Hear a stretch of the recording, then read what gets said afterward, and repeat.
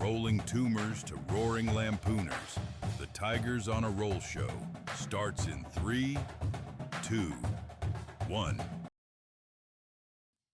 War Eagle, everyone, and welcome back to another episode of Tigers on a Roll. It is Monday, so you already know we are doing a Tigers on the Prowl segment. Of course, before we get into that, we are deep in the SEC grind on the hardwood, as unfortunate as it has looked.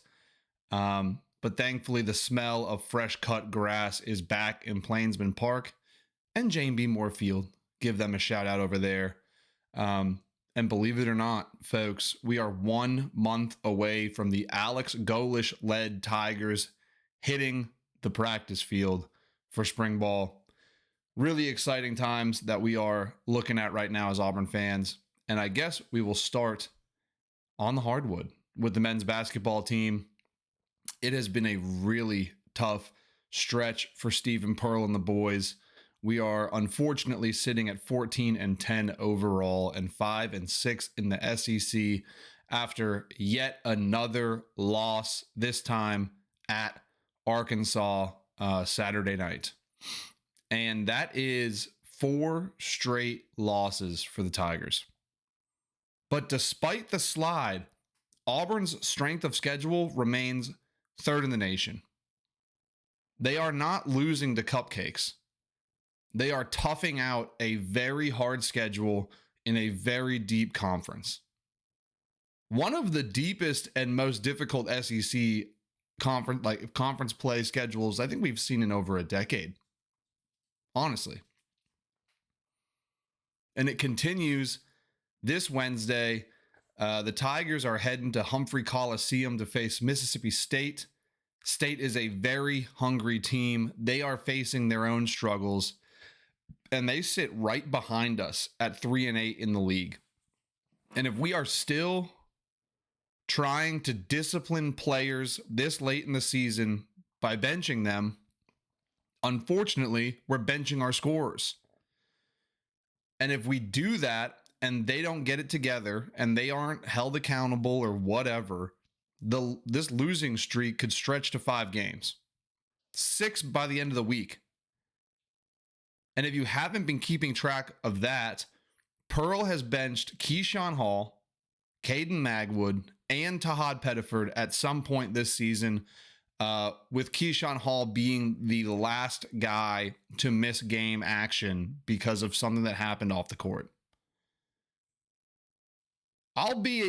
Even without Hall playing the Arkansas game, Tahad Pettiford had one of the best games he's ever had. But if they had both of them, we could have won that game.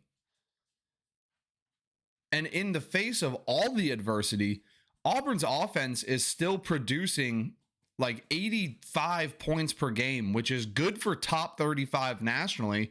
We just cannot win the damn game because the issue is the same issue we've been seeing all season. And it's that this team struggles on the defensive side of the court. At this point, the defensive rating has slipped to 111. So you are looking at two opposite sides of the coin.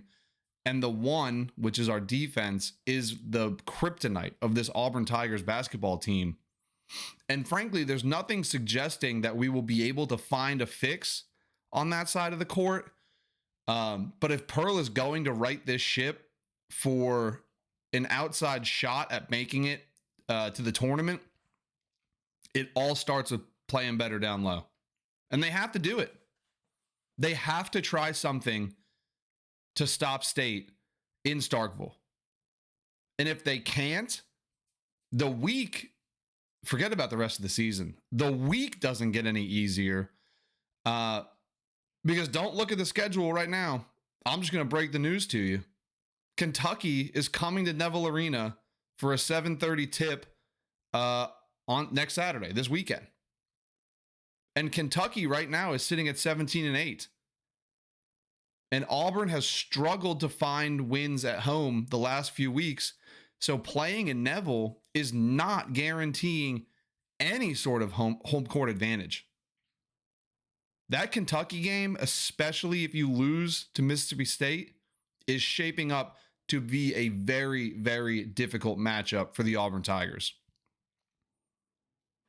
But if there ever was a get-right game to, give the committee something to look forward to on Selection Sunday, this is the game. This is the game that can build some hope. Hosting the Cats on the Plains and coming out of there with a home win would make everything feel a little bit better. I'm not saying they do it, and I'll preview that game. I'll preview both of these games this week. But you need to find both of these games. You need to find wins in both of these games, or at the very least one of them. And we will see how they do that, and we'll see if Stephen Pearl will update us a little bit on what is going on with Keyshawn Hall. Word is that it was unrelated to events that happened in a game or at practice. So it is more off court, out of the facility issues for this Auburn basketball team.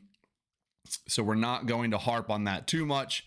We're going to switch gears over to the baseball diamond, where we actually do have some Tigers on a roll, living up to the name of the show. The top 10 Auburn Tigers made a big statement this weekend. They completed a season opening sweep of Youngstown State, and the pitching in all three of their games was incredible. All three games, you saw elite level pitching with different lineups. And it took a while for the offense to wake up the bats, but they did eventually break through for that last game of the weekend, which came on the second game of a doubleheader against Youngstown State. And a 17-2 win. 17 damn points in a baseball game is absolutely unreal. 17 runs. After I think through, 20 innings, only having scored 6 total runs. Absolutely electric stuff that they got going on. And tomorrow, which is Tuesday the 17th, they have got a Mardi Gras midweek clash against Cincinnati at home. And if you go to that game, you get orange and blue Mardi Gras beads. And that'll be all fun and well, but the big test comes this weekend.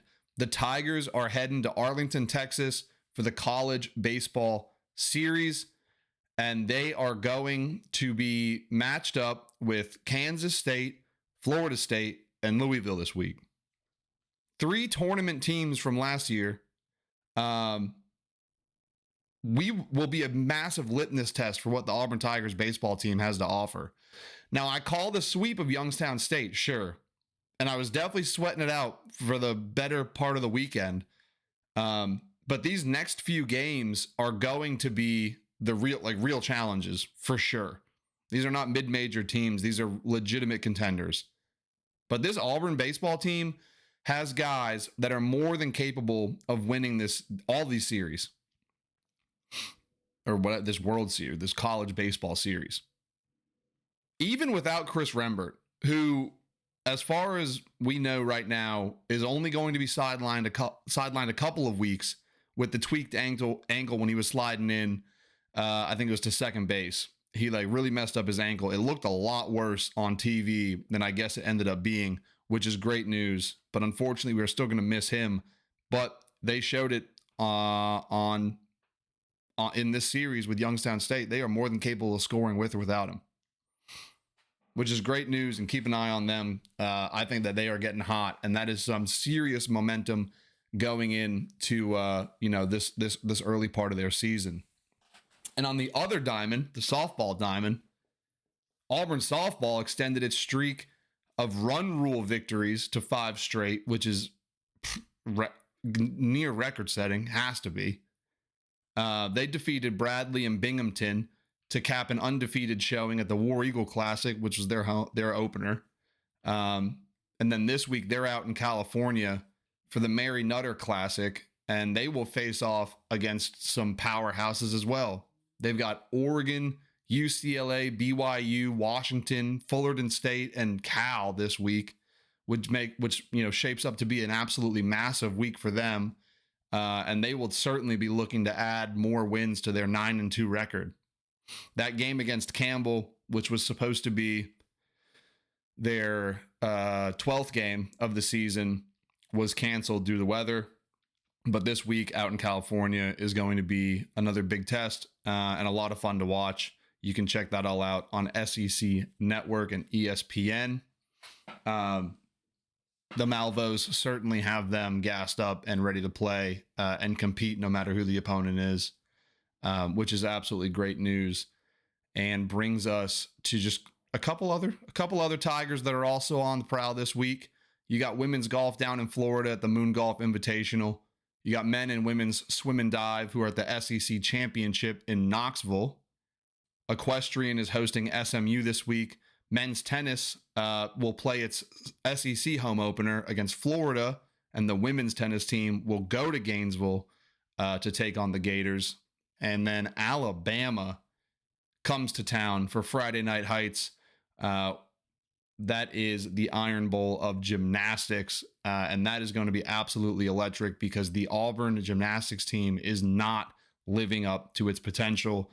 They are losing very, very close matches to their SEC opponents, the last one coming to LSU, which was a heartbreaker because they were super, super close. They just got off to a cold start. So keep an eye on that game on Friday, or that match on Friday with the gymnastics team. Hopefully we can beat our rivals from across the state and get back, right that ship, get back on track for them and grab us squad, and hopefully they can start scoring like they were expecting to early in the season. Again, the Auburn gymnastics team is certainly a national championship contender. They have just dropped a couple really, really close matches over the last month or so. And then finally, for a very quick football nugget, if you're not a fan of the Olympic sports, if you're not a fan of a couple of the other big three sports, spring practice kicks off March 17th, which is basically 1 month. That's 4 weeks away from right now. And we're going to see 15 practices for the football team, culminating in the A-Day game on April 18th, which is free to all fans this year and will be an actual game. It is not going to be a glorified practice as it has been the last couple of years. And I'm super excited to see how all those guys look on their first time out together. And then obviously how they look in the A-Day game, which again is free and will be televised. So keep an eye out for that. We will certainly be embedded, hopefully getting some more insight from inside the facility from some of these guys that will eventually be taking the field in about a month from right now. So mark your calendars. And that, folks, that'll do it for today. But before I go, I want to hear from y'all in the comments or on X, whatever. I really want to know what your confidence level is in Stephen Pearl turning this season around before the SEC tournament for sure, but it's looking, there's a lot of varied opinions and positioning for this basketball team right now. We're anywhere from an 8 seed to a long shot to not even being on the bubble. What do you think Stephen Pearl can do? Can he do it? Is this team going to turn it around? And even this week, can we win both of these games this week? I want to hear what your honest opinion is on what this Auburn basketball team looks like to you.